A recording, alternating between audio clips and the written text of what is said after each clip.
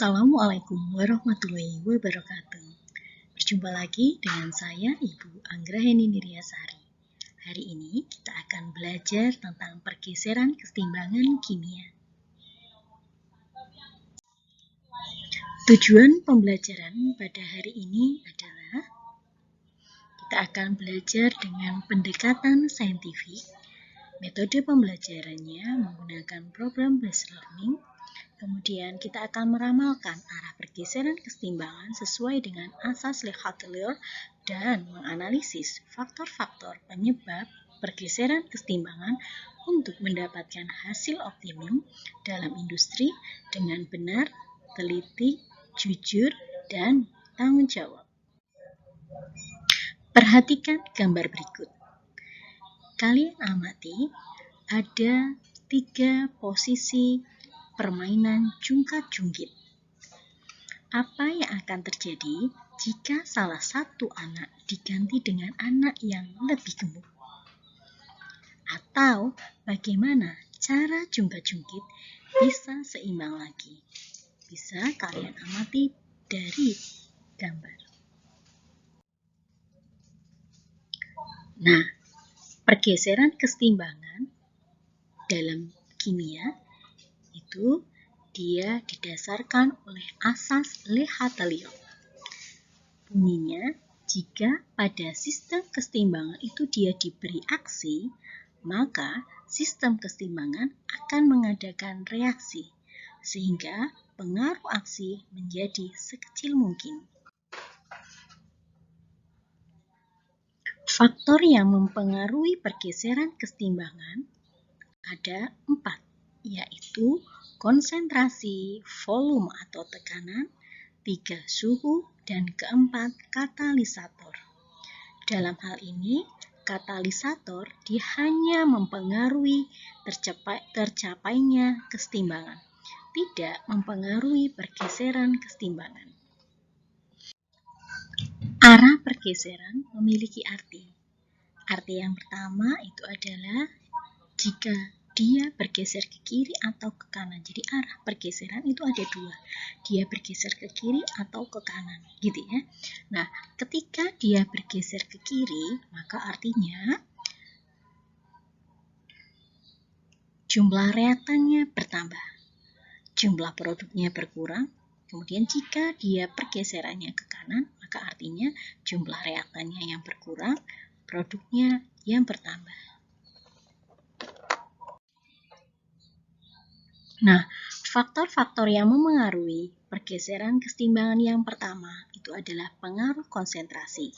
Akan kita bahas di sini. Jadi ada 3 pengaruh. Pengaruh yang pertama, jika pada penambahan konsentrasi pada salah satu reaksi, maka kesetimbangan akan bergeser ke kanan. Sebaliknya, jika ada perubahan konsentrasi pada produk, maka kesetimbangan akan bergeser ke kiri. B. Jika ada pengurangan konsentrasi salah satu reaksi, maka kesetimbangan akan bergeser ke kiri. Sebaliknya, jika ada pengurangan konsentrasi pada produk, maka akan ada pergeseran kesetimbangan ke kanan. C. Jika ada pengurangan konsentrasi semua zat yang terlibat pada reaksi, misalnya dengan cara pengenceran atau memperbesar volume, maka kesetimbangan akan bergeser ke arah yang jumlah molekulnya banyak. Kita lihat ilustrasi dari faktor-faktor yang memengaruhi pergeseran kesetimbangan pada pengaruh konsentrasi. Saya beri contoh pada A ditambah dengan B, itu ya, akan terjadi reaksi sebagai berikut. Dia akan berubah menjadi AB, gitu ya. Ketika nanti AB-nya yang ditambah, itu nanti jumlah A-nya itu dia akan bertambah. Gitu. Karena apa? Karena dia terjadi reaksi bolak-balik. Kenapa? Karena pengaruh konsentrasi dalam pergeseran keseimbangan itu ada dua. Jika A dan B-nya itu diperbesar konsentrasinya, maka keseimbangan akan bergeser ke kanan. Artinya apa? Artinya AB akan bertambah banyak. Jika konsentrasi AB yang diperbesar, maka keseimbangannya akan bergeser ke kiri. Artinya apa? Artinya berarti jumlah A dan jumlah B-nya akan bertambah. Ilustrasi ini saya ambil dari Pustekom tahun 2003. Faktor-faktor yang mempengaruhi pergeseran keseimbangan yang kedua itu adalah pengaruh tekanan dan volume. Perubahan tekanan dan volume hanya memberikan pengaruh pada keseimbangan reaksi yang melibatkan gas.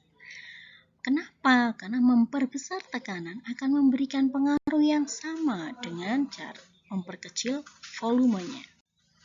Misalnya, ketika kamu menaikkan tekanan, maka sama saja kamu sedang memperkecil volume. Jadi antara tekanan dan volume itu berkebalikan. Jika tekanannya diperbesar, maka volumenya menjadi kecil. Jika tekanannya diperkecil, maka volumenya menjadi besar. Gitu ya. Nah, saya ambil ilustrasi yang kedua, saya ambil juga dari Pustekom tahun 2003, yaitu ketika kita mereaksikan gas nitrogen dan gas hidrogen menghasilkan amonia. Kamu bisa amati ketika tekanannya ini saya perbesar, maka volumenya menjadi kecil. Kemudian jika volumenya saya perbesar, maka volumenya menjadi besar, gitu ya. Nah, ini mempengaruhi apa? Mempengaruhi bahwa pengaruh tekanan itu dia berbanding terbalik dengan volume. Tekanan diperbesar, keseimbangannya akan bergeser ke volume atau jumlah koefisien yang lebih kecil. Pada keseimbangan heterogen atau KC, terutama tergantung pada zat-zat yang berwujud gas. Kenapa? Karena zat cair atau gas itu dia hampir tidak terpengaruh volumenya pada perubahan tekanan. Faktor-faktor yang memengaruhi pergeseran keseimbangan yang tiga itu adalah suhu. Ketika suhu sistem dinaikkan, maka reaksi sistem adalah menurunkan suhu. Akibatnya apa? Akibatnya keseimbangan akan bergeser ke pihak reaksi yang menyerap kalor. Artinya dia akan bergeser ke reaksi endoterm. Ilustrasi yang ketiga untuk faktor-faktor yang memengaruhi pergeseran keseimbangan adalah pengaruh suhu. Kamu bisa amati ketika senyawa A dan B ini saya reaksikan, dia menjadi senyawa AB dengan delta H negatif A, maka bisa kalian amati ya, terjadi perubahan. Harga K itu dia akan berubah dan keseimbangan akan bergeser ke arah endoterm atau ke kiri jika suhu dinaikkan. Dan dia akan bergeser ke eksoterm atau kanan jika suhu diturunkan. Apa yang dapat dilakukan pada proses kontak supaya dia dihasilkan SO3 yang optimum? Langkahnya, kita lihat dari reaksinya dulu, gitu ya. Reaksinya itu adalah 2 SO2 gas dan dia direaksikan dengan gas oksigen menghasilkan 2 molekul gas sulfur trioksida, delta-nya adalah negatif 196 kJ, maka langkah pertama kita lihat konsentrasinya. Maka langkahnya adalah kita buat konsentrasi dari SO2 dan O2 itu dia ditambah. Kenapa gitu ya? Karena agar posisi SO3-nya itu dia optimum. Setelah dia terbentuk, maka SO3-nya harus segera diambil. Yang kedua itu adalah volume dan tekanan. Volumenya harus diperkecil, artinya apa? Tekanannya harus diperbesar. Yang ketiga adalah suhu. Suhunya harus diturunkan ya. Ini berdasarkan penelitian tentang suhu optimum agar SO3 ini terbentuk itu adalah pada suhu 400 sampai 450 derajat Celcius. Kemudian yang keempat ditambah katalisator. Bagaimana? Karena ketika penambahan katalisator itu dia dapat mempercepat tercapainya kesetimbangan. Sekian dari saya. Wabillahi taufiq wal hidayah. Wassalamualaikum warahmatullahi wabarakatuh. Terima kasih anak-anak karena kalian telah mengikuti pembelajaran hari ini. Selamat belajar anak-anak.